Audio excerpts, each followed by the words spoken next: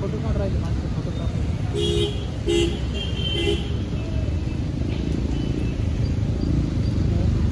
Photographer photo नाही ते झाड पाहण्याचं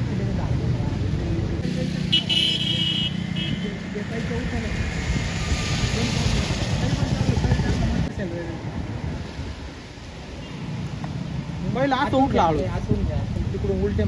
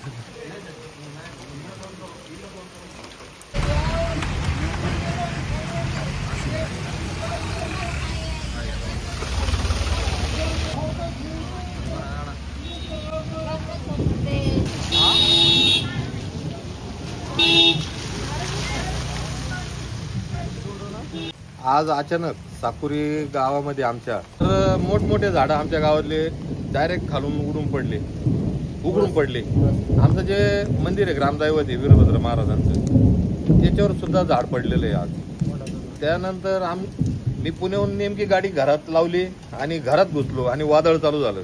पुण्याहून येतच होतो तर प्रचंड वेग होता त्या वाऱ्याला. तर ते आमच्या घरात बसलं सुद्धा लिंबाचं झाड पडलं पण काही तिथं घटना घडली नाही आणि गेट डायरेक्ट उडून पडलं बंगल्यात आमच्या.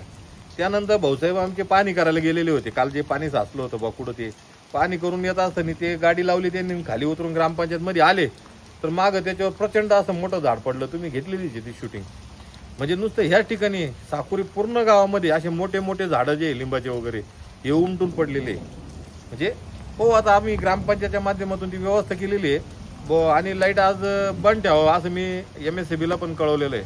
तसंच सुजयदादांचे जे आमचे वरडे साहेब आहे त्यांना सुद्धा फोन करून सांगितलं बा थोडं लक्ष द्या इथं MSCB ला सांगा बा लाईट वगैरे चालू नका. त्यांचं सुद्धा सहकार्य लाभत आहे. त्यांनी आता इथं भेट दिलेली. ही शासनाला एकच विनंती आहे त्या झालेली जी नुकसान आहे त्या नुकसान भरपाईची पंचनामे करावे आणि लोकांना त्याची नुकसान भरपाई मिळावी एवढीच आम्ही शासनाला विनंती करतो साकुरी ग्रामस्थांच्या वतीने. वादळामुळे आमचे ग्रामदैवत वीरभद्र महाराज तर ते वीरभद्राच्या कृपेने ते फक्त थोडंसं एक कोपरा भीतीचाच कोपरा पडला पण देवाच्या कृपेने सगळं आमचा कळस वाचला कसलं काही दाखवण्याला लागला. कोणाला जीवित हानी नाही झाली कोणाला जखम नाही झाली.